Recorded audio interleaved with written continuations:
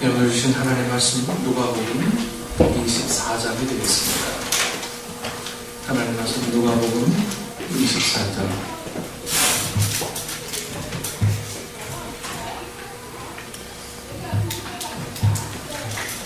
누가복음 24장 32절로 35절 말씀까지 우리 한 목소리를 합독하십니다.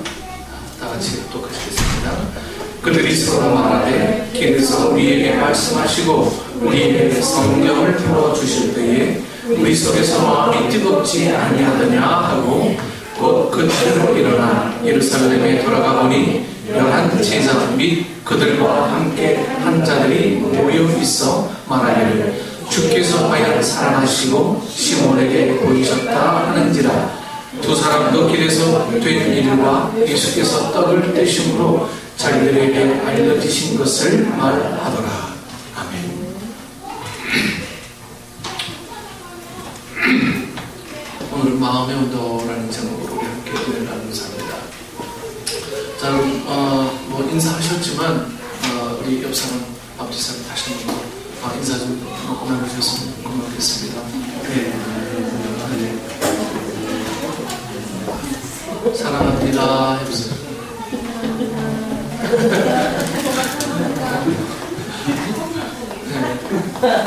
네. 이 사랑합니다가요, 그 어색하지만 한번 하고 나면 그렇게 가까워질 수가 없어요. 자, 다시 한번 사랑합니다.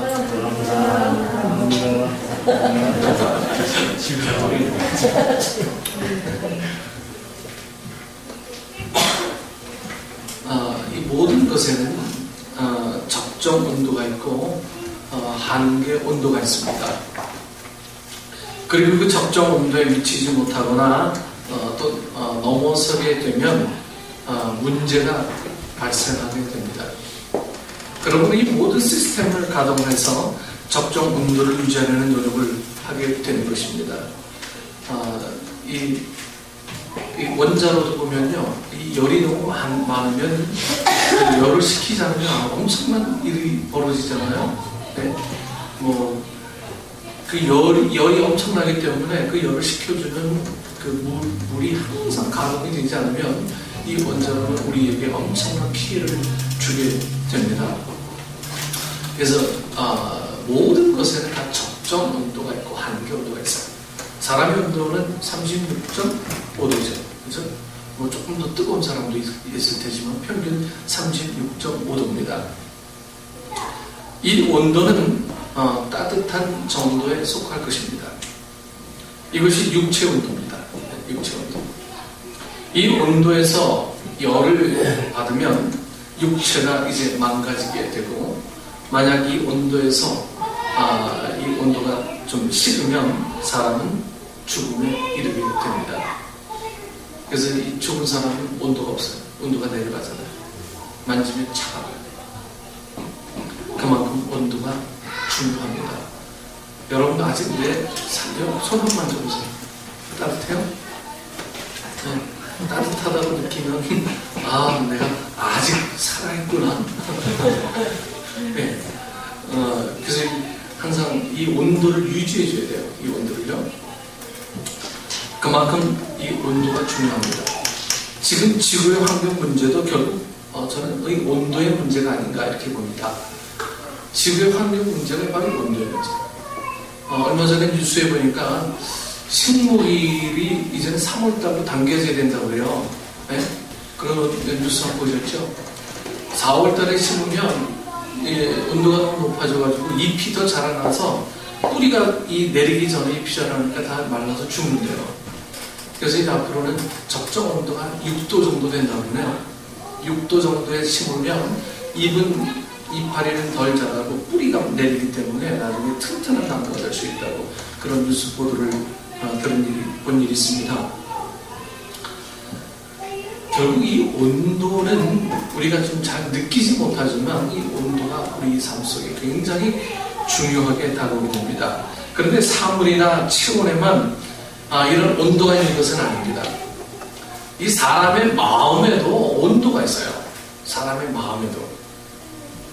어떤 사람이 가면 싸늘해지고, 어떤 사람이 가면 푸근해지고, 네. 이게 사랑꾼도입니다. 사람들 중에는 마음이 차가운 사람이 있어요. 사람들 중에는 마음이 또 미지근한 사람도 있습니다. 마음이 포근하고 참 따뜻한 그런 사람도 있습니다. 그런가 하면 어떤 사람은 자신뿐만 아니라 타인까지도 덮일 만큼 뜨거운 마음을 가진 사람도 있습니다. 그리고 신앙에도 이런 온도가 있어요. 신앙에 차가운 신앙인이 있고 미지근한 신앙인이 있고 따뜻한 신앙인도 있고 어떤 사람도 뜨거운 신앙인도 있습니다. 오늘 본문에 보면 예수님의 이 두 제자가 예루살렘에서 25리쯤 되는 엠마오로 가고 있었습니다. 이 엠마오로 가는 길이 여러분 어떤 길입니까? 엠마오, 예수님을 버리고 가는 길이에요. 다시 말해서 즉 실패자의 길입니다. 마음의 온도도 신앙의 이 온도도 완전히 바닥난 상태로 가고 있는 그 차가운 길이었습니다. 그런데 오늘 본문에 나오는 지명인 이 엠마오는 무슨 뜻을 가지고 있는 말입니까? 엠마오. 엠마오는 따뜻한 우물이라는 뜻을 지니고 있습니다. 네. 신앙과 삶이 완전히 차가워져서 실패자의 이 차가운 길을 가고 있는 이 엠마오를 향하고 있는 두 제자는 좀 아이러니하게 따뜻한 우물로 가고 있어요. 이 두 제자의 차가운 마음과 따뜻한 우물인 엠마오 길에서 이제 부활하신 예수님을 만남으로써 제자들의 마음이 뜨거워진 사건은 결코 우연이 아니라는 생각을 하게 됩니다. 차갑게 실패자의 길을 엠마오로 가게 됐지만 거기서 예수님을 만나고 다시 온도를 회복하게 됩니다. 이 두 제자를 다시 부르시기 위한 하나님의 역사가 분명히 있었던 것입니다. 이 두 제자는 마음이 차가워졌을 때에는 예수님이 부활했다는 소식을 듣고도 믿어지지가 않습니다. 예수님 부활했어. 아니 어떻게 부활해? 죽은 자가 믿어지지 않았습니다. 예수님과 함께 길을 가고 있었고 이야기를 나누고 있었지만 예수님을 알아보지 못했습니다. 사람이 이 마음이 차가워지면 곁에 있어도 모르고 이야기를 함께 해도 잘 모릅니다. 이해할 수가 없는 거예요. 그러나 예수님께서 말씀하시고 성경을 풀어주실 때에 제자들의 마음이 뜨거워졌고 그렇게 마음이 뜨거워졌을 때에 예수님을 다시 알아보게 되었습니다. 마음이 따뜻해지고 마음이 뜨거워지면서 볼 수 없었던 것을 다시 보게 되고 들을 수 없었던 것을 듣게 되고 만져도 느끼지 못했던 것을 느끼게 되는 역사가 일어나게 됩니다. 만물은 따뜻한 기운 아래 소생합니다. 여러분 생명체는 따뜻한 온도에서 발화를 하고 새싹이 돋고 꽃이 피고 또 열매가 익어가게 되는 것입니다. 여기는 이 철쭉꽃도요. 우리가 저기 작년에 사놓은 철쭉이 있었지만 저 철쭉은 잘 안 펴요. 꽃이. 왜? 차가운 데 있어서. 이거는 따뜻한 데서 꽃을 피웠기 때문에 계속 꽃을 피우잖아요. 그래서 철쭉은 날마다 물은 주지만 생명력은 있지만 아직 그 따뜻한 기운이 아직 저 나무에게 들어가 있지 않은 거예요. 그래서 아직 꽃을 피우지 않고 있습니다. 여러분 마음이 차가우면 우리는 교만해지고 열매도 없어지고 좀 완악해집니다. 무정하고 무자비하고 잔인해집니다. 다시 말해서 감사를 모르게 되고요. 마음이 차가운 사람은 남을 비판하게 되고 정죄하게 됩니다. 원통함을 풀지 아니하고 모함함을 즐겨합니다. 사납고 선한 것을 결코 좋아하지 않습니다. 바울 사도는 이와 같은 마음은 이 말세의 마음이라고 디모데후서 3장 1절에서 이렇게 고백하고 있죠. 말세가 되면 이와 같은 마음이 광범위하게 퍼지게 될 것이라고 경고해 주셨습니다. 여러분 영화에 보면 여러분 좀비 영화들 많이 나오죠. 좀비는 심장이 뛰질 않아. 죽은 것 같이 그렇게 죽은 사람이 살아서 움직이는 그런 영화를 많이 보게 되죠. 마치 그런 사람들과 같이 우리가 그렇게 살아가요. 살아있으나 죽은 사람. 막 좀비처럼. 그런가 하면 마음이 미지근하면 결단력이 부족합니다. 여러분 좀 시간만 끌게 되고 좀 답답합니다. 사람들에게 기대만 갖게 하고 결국 실망만 하게 만들고 갑니다. 요한계시록 3장에서 주님은 이 라오디게아 교회에게 보낸 편지에서 내가 네 행위를 아노니 네가 차지도 아니하고 뜨겁지도 아니하도다. 네가 차든지 뜨겁든지 하기를 원하노라. 네가 이같이 미지근하여 뜨겁지도 아니하고 차지도 아니하니 내 입에서 너를 토하여 버리리라 하셨습니다. 여러분 그러므로 최소한 우리의 마음이 차가워지거나 미지근하지 않도록 해야 된다라고 하는 거죠. 차가워지거나 미지근하지 않도록.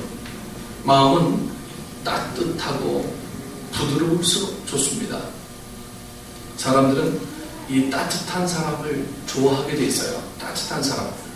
따뜻한 사람은 따뜻한 마음을 소유한 사람입니다.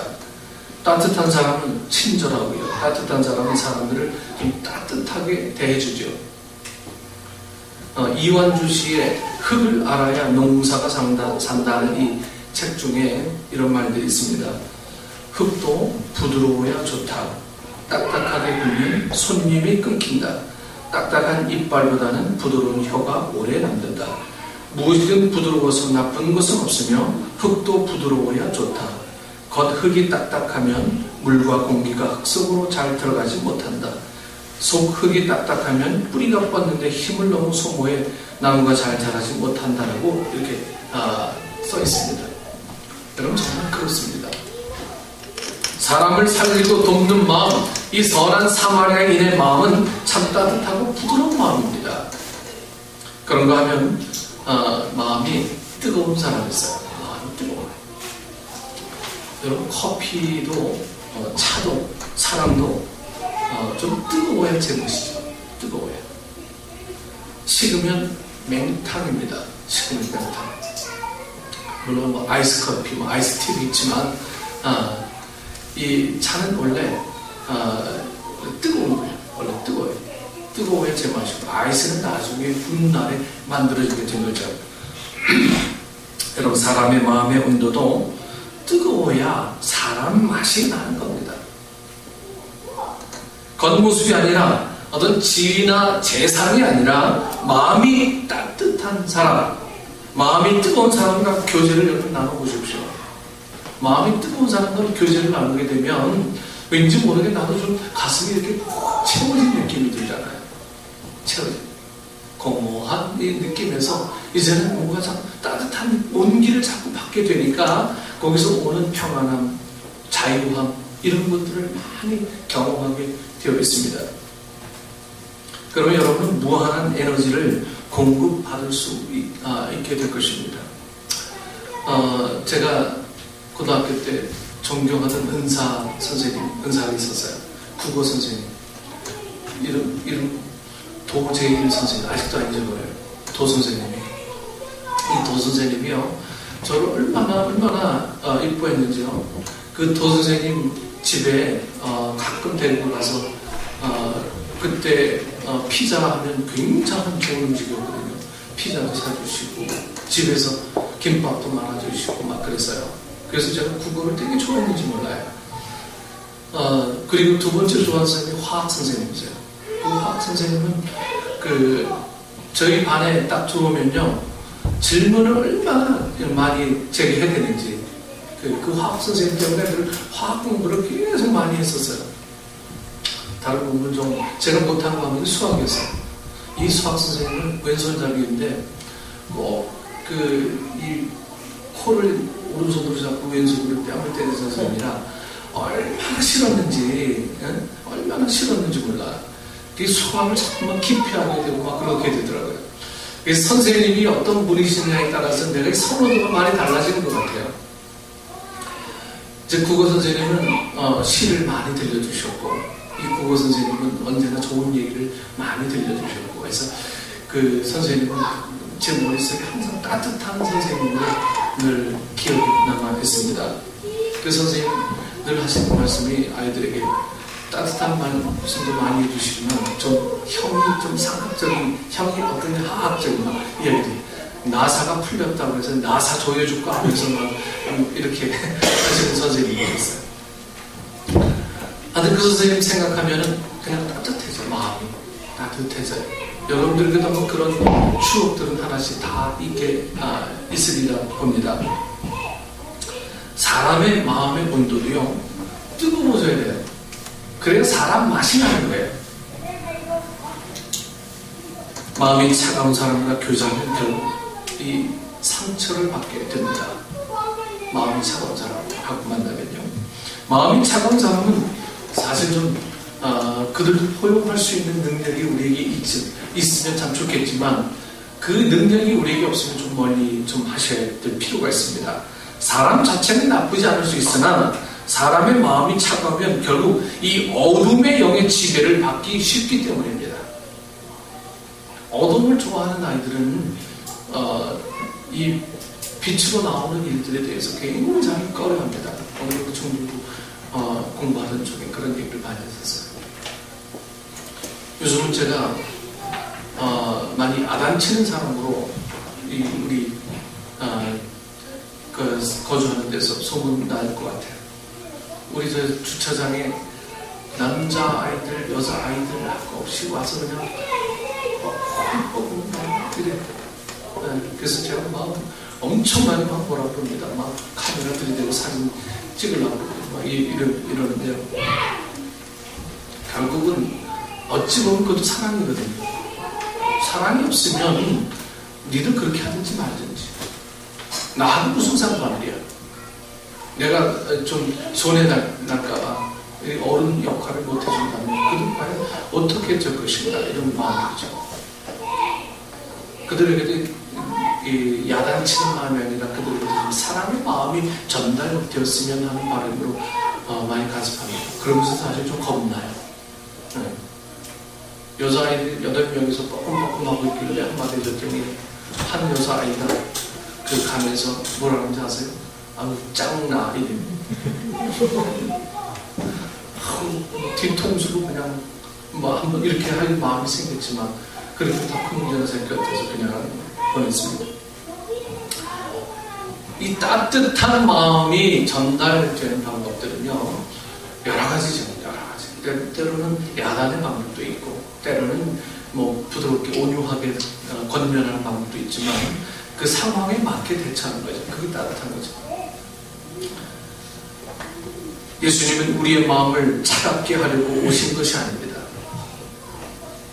누가복음 12장 49절에서 내가 불을 땅에 던지러 왔노니 이 불이 이미 붙었으면 내가 무엇을 원하리요? 라고 하셨습니다. 예수님이 던지러 오신 불이 여러분의 심지에 점화되어서 뜨거워지시기를 원합니다. 여러분, 이 말씀을 들어도 우리 삶 속에 뜨거움이 자꾸 없는 것은 아예 심지 자체가 말라버린 건 아니지.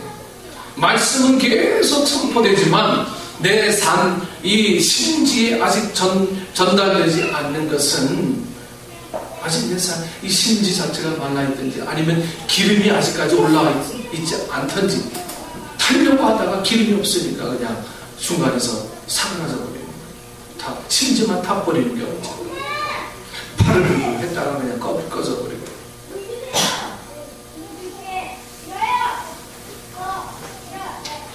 부활하신 주님은 제자들의 마음을 뜨겁게 해주셨습니다.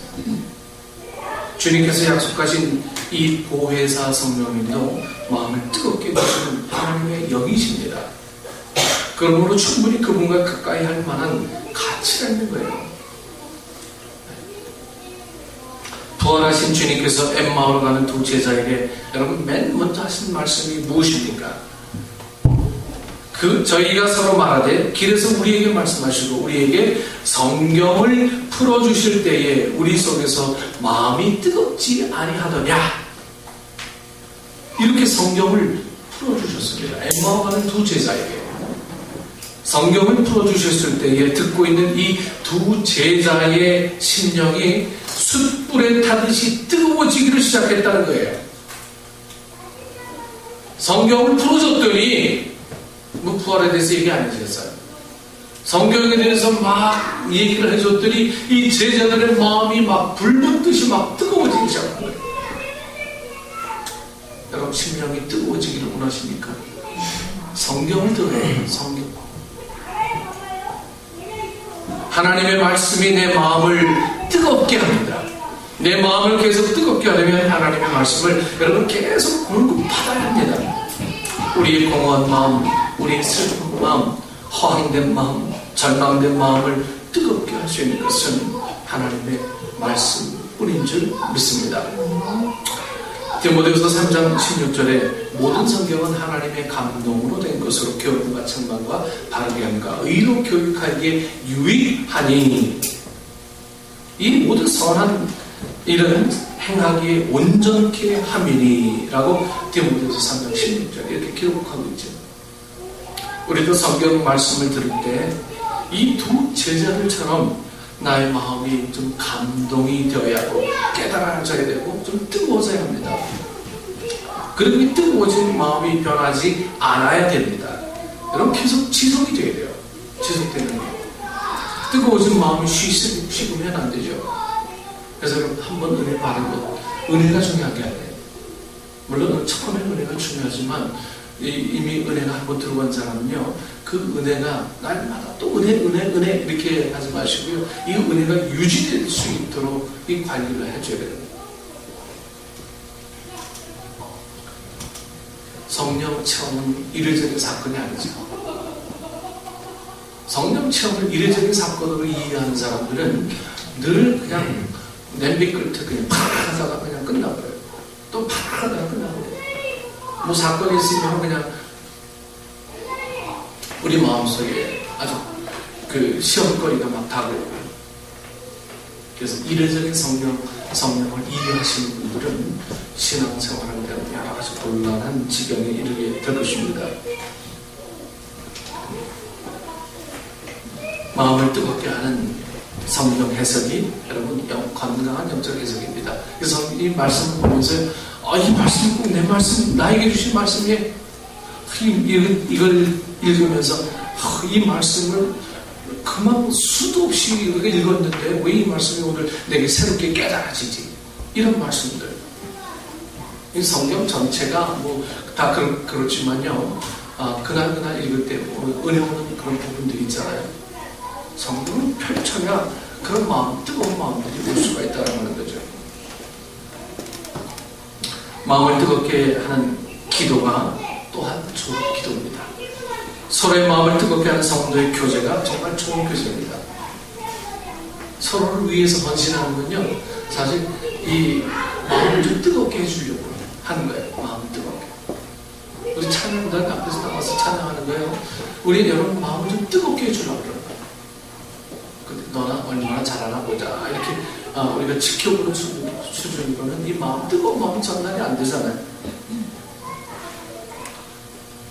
우리가 하나님의 말씀을 들을 때 마음이 뜨거워져야 제대로 된 하나님의 말씀을 들을 수 있기 때문에 이런 여러 가지 뜨거워지는 방법, 온도를 좀 올리는 방법들을 자꾸만 연구하고 있게 되는 거죠.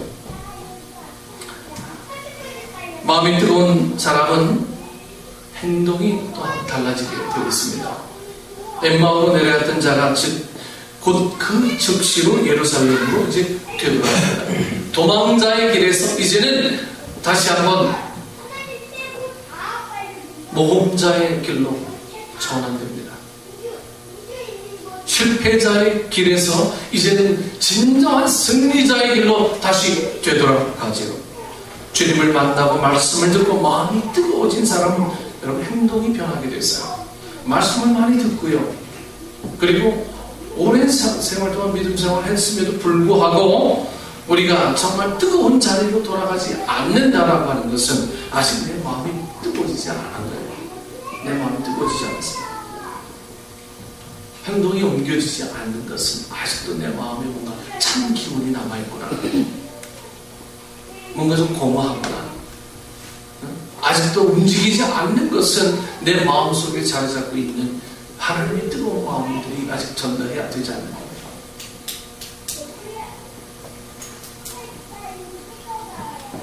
이렇게 가르치다 보면요, 반응들이 전부 다 다르게 와요. 특히 다른 교회에서 설교를 하다 보면요, 반응들이 정말 그렇게 빨리 올 수가 없어요.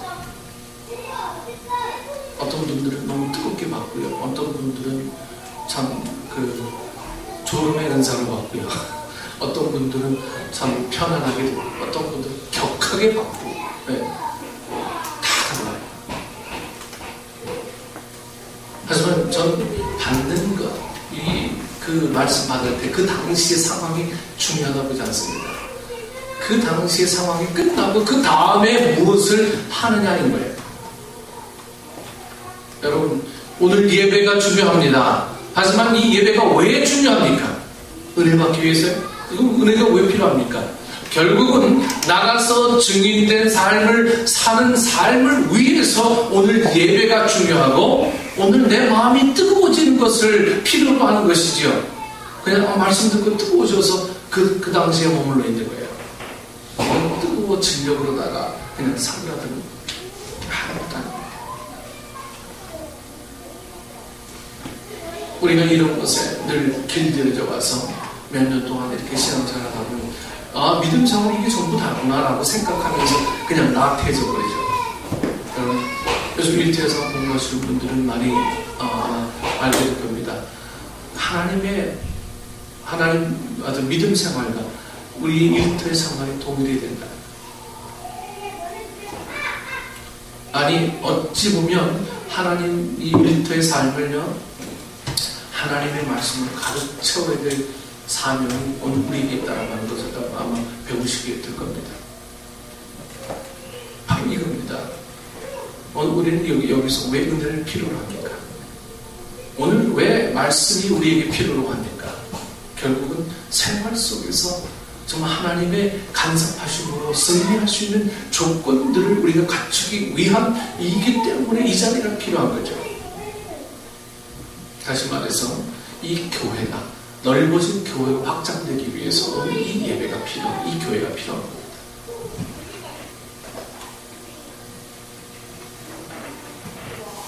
그래서 주님을 만나고 말씀을 듣고 마음이 뜨거워진 사람은 행동하게 되어 있어요. 행동하는 신앙이 되는 거예요. 행동하는 신앙. 우상을 쫓아가던 자리에서 하나님을 섬기는 세계로 돌아가게 되어 있습니다. 턴하게 되어 있어요. 말씀을 듣는 사람은요, 턴하지 않은 것은 말씀을 듣는 척 하는 거죠. 쓸데없는 인생이 가장 가치 있는 인생을 살게 되어 있는 것이 마음이 뜨거워진 사람의 어떤 삶의 자세죠. 얼굴과 마의 기쁨과 은혜가 막 넘치게 됩니다. 마음이 뜨거운 사람은 마음에는 기쁨이 가득 차 있고요, 행복이 있고 은혜가 풍성하게 됩니다. 마음속에 은혜가 있고 주님을 만난 뜨거운 마음이 있는데 얼굴로 또 말로 이렇게 나타날 수밖에 없는 거 아니겠습니까? 그래서 여러분, 예수 정말 참 잘 믿으신 분들은요, 길거리 나가도 그냥 알아요. 저분 참 곱게 늙으셨다. 보면 영락없이 권사님들, 장로님들, 집사님들, 그 외에 그렇지 않은 분들도 많이 있지만, 세상 사람들도 그런 분들이 있긴 하지만 대부분 그렇지 않은 그런 어떤 분위기를 많이 보여주게 되죠. 마음이 은혜 받아서 뜨거운 사람이 되어야 됩니다. 뜨거운 사람들을 해야 뜨거운 게 아니고요, 내가 하나님을 경험하는 거예요. 이게 내가 뜨거운 사람 될 수 있는 거예요. 마음이 뜨거워진 두 제자는 부활의 주님을 이제 자신있게 간증하게 됩니다. 실패자로 걸었던 이 사람이 예수님을 만난 그 순간 이제 그 마음이 뜨거워져서, 성경을 풀어주니까 마음이 뜨거워져서 이제 간증하는 거예요. 예수님이 이런 분이십니다. 할렐루야, 기뻐하면서 나가서 전도하려. 그리고 이들은 세상을 변화시키는 일에 참여하게 됩니다. 어디까지? 내 생명이 다하는 그 순간까지. 그렇습니다. 불붙은 사람이 여러분 세상을 변화시켜요. 불붙은 사람. 이제는 스펙이 필요한 것이 아니라 불이 필요해요. 온도가 필요합니다. 세상에 불을 지필 수 있는 사람이 있어야 합니다. 성령의 불을 붙이는 사람, 믿음의 불을 붙이는 사람이 되어야 돼요. 하나님 이 시간도 마음이 뜨거운 사람을 찾고 계시다는 것을 여러분들이 꼭 아실 수 있기를 원합니다. 그래서 마음이 뜨거워지면요, 내 삶도 중요하지만 나를 통해서 타인의 삶도 참 중요합니다라고 고백하는 사람, 내 필요도 중요하지만 다른 사람의 필요가 무엇인가를 생각할 줄 아는 사람이에요. 이것이 내 것이지만 다른 사람에게 더 유용하게 쓰일 것을 더 생각하는 사람, 나의 작은 섬김으로 인해서 더 많은 사람들이 기뻐할 조건들을 찾는 사람, 마음이 뜨거운 사람, 늘 내 형편에서 허우적거리고 늘 내 형편에서 벗어나지 못하고요, 늘 다른 책바퀴 돌듯이 그렇게 살아가 어느 날 갑자기 뒤통수 맞은 것처럼 내가 왜 이렇게 살아? 나는 도대체 뭐냐? 이런 공허함 빠져가지고요, 신앙도 없는 사람처럼 그렇게 흐느적거리며 사는 사람들이 얼마나 많이 있습니까? 이 시대의 의미는 이명박 정권 때 키워드는 소통이라고 얘기했다고요. 저는 이 시대의 키워드는 좀 불이어야 된다고 봅니다. 마음이 좀 뜨거워져야 돼요. 이 시대는 서로의 마음을 이야기하면 마음을 열고 받아줄 수 있는 거예요. 이건 마음이 따뜻하지 않으면 그렇게 받아줄 수가 없어요. 마음이 그냥 이게 뭐 바늘 찌르듯이 이게 있는데 이 말에도 그대로 나가게 되었어요. 말에도. 그래서 우리 마음을 편안하게 따뜻하게 해줄 수 있는 그런 마음 자세는 성경을 통하지 않고는 아무것도 없다라는 것. 이 시대를 경쟁사라고 하죠. 무한 경쟁 시대. 여러분 가끔 저에게 그런 말씀을 해서 회사 나가면요 피튀깁니다. 남을 밟지 않으면 도대체 일어설 수가 없어요. 그럼 밟으면 어디까지 올라가겠습니까? 한계가 있어요. 하지만 우리만이라도 조금 내가 좀 손해가 되더라도 남을 위해서 헌신해주고 봉사해주고 섬겨주고 하는 그런 마음 자세가 있으면요, 하나님께서 도우시는 은혜로 역전의 삶을 살 수가 있는 거예요. 우리 그런 비밀을 좀 알아갈 수 있는 여러분들이 좀 됐으면 좋겠어요. 여유 있는 삶, 그런 삶을 살아가게 될 때 이 사회는 아름답게 되고요, 여러분 가정도 아름답게 됩니다. 여러분 이해를 여러분 많이 하십시오. 내 중심으로만 생각하지 마시고 이해하려고 많이 노력하세요. 이해가 우리 삶 속에 자꾸만 줄어들게 되다 보니까요, 이 마음의 온도도 같이 막 줄어들게 돼요. 자꾸만 식어져요. 이해할 것도 자꾸만 오해하게 돼요. 오해하다 보니까 자꾸만 송곳이 되고 찌르게 돼요. 남을 찌르다가 안 되니까 날 찔러 이제. 스스로 우리 눈을 찌르는 그런 삶 말고요, 내 삶을 여유롭게 하기 위해서 깊은 그런 하나님의 말씀을 들어오는 그런 삶, 그것이 이 마음의 온도를 따뜻하게 유지해주는 믿음의 사람이라는 것을 여러분 아시고, 우리 크리스찬들이 이래서 크리스찬이구나, 크리스찬들이 참 이래서 하나님을 섬기는구나, 우리 삶에서 보여주는 것, 이렇게 되는 크리스찬들이 될 수 있으면 여러분 가장 성공하는 신자들이 되리라, 저는 그렇게 믿습니다. 여러분 그런 마음을 가지시고요, 이웃을 향해서 여러분 따뜻한 우리의 마음의 온도를 전해주십시오. 요리 잘하시는 분들은 이웃과 좀 나누십시오. 요리가 안 되신 분들은 뭐 책이라도 좀 나눠주시고, 자녀와 공감할 수 있는 뭐 이런 것도 좀 나눠주시고, 우리 재능도 좀 기부해 주시고. 어제 네이버 잠깐 보니까 요즘 사회가 험악하다고 하지만 살만한 이유들을 참 많이 보게 돼요. 어떤 거냐면 어떤 사람이 굉장히 아파요. 아이가 막 입으로 밥 못 먹고 배로 밥 먹는 아이가 있었어요. 이 아이를 도와야 되는데 알려지지 않은 거예요. 의사들도 손 놓고 있어요. 매일 100몇만 원, 아니 한 달에 한 200만 원 정도의 치료비가 들어야 되는데 돈도 없어. 그러니까 누가 알아주지도 않아. 그 네이버닷컴에서인가요? 거기에서 보니까 그런 사람들 위해서 기부를 받아요. 500원, 100원, 1000원, 2000원.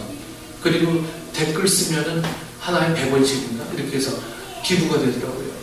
그렇게 해서 모여진 170만 원, 200만 원, 300만 원 이런 것들을 전달해주는 따뜻한 모습들을 어제 이제 봤습니다. 세상 사람들도 이 마음의 온도를 따뜻하게 공유하려고 얼마나 노력하는지 몰라요. 저는 지금 제 주머니에 동전이나 있으면 무조건 그냥 돼지저금 돈이 다 들어갑니다. 작년 말에 쌀 내복 전달했을 때 그분들이 받았던 그 감사함의 이 고백, 이건 내가 도와줘서 희열을 느끼는 그런 게 아니고요. 이건 우리 교회가 도와줘서 하나님이 정말 기뻐하시는 그걸 보기 때문에 여러분들도 내 만족 채우기보다 하나님의 만족을 위해서 우리의 마음의 온도를 덮을 수 있는 여러분들 되시길 축원합니다. 기도하겠습니다. 참 좋으신 하나님, 은혜를 감사합니다. 내 마음의 온도가 언제부터인가 차갑게 내려가기 시작했는데 인지하지 못했습니다. 그만큼 좁아져 있었고, 그만큼 편협해 있었고, 이해하기보다는 늘 오해하기를 즐기고 있었고, 늘 내가 존중받아야 되는데, 늘 내가 인정받아야 되는데, 내가 주인공이 되어야 되는데, 늘 외면해 있었던 우리 모습들 이제는 벗어나 나는 조연도 좋고 아니 엑스트라도 좋으니 하나님 내가 아는 많은 사람들이 주인공이 될 수 있도록 하나님 내게 그런 여유로운 마음을 허락해 주옵소서. 이런 마음의 온도를 높일 수 있는 우리 모든 성도들이 되게 하나님이 도와주옵소서. 가장 좋은 마음의 온도는 하나님의 복음을 전할 수 있는 그 마음이 가장 따뜻한 마음의 온도인 줄 믿사오니 우리 입술에서 이제부터 복음이 증거되게 하시고 우리 입술에서 이제 하나님의 교회를 생각할 줄 아는 기도의 문이 터질 수 있도록 인도해 주시며 이 교회가 나를 필요로 한다는 그 마음을 알아갈 수 있는 저희 식구들이 되어줄 수 있도록 하나님 인도하여 주옵소서. 우리의 마음의 온도를 날마다 높이기 위해서 지금도 우리와 함께 계시겠다고 말씀하시는 주님, 오늘 성찬식을 통해서 우리 마음의 온도가 높아져서 진짜 이제 낮아지지 아니하며 많은 이웃을 위해 그리스도의 제자가 되어줄 수 있도록 주님 인도하여 주옵소서. 예수님 이름으로 기도드립니다. 아멘.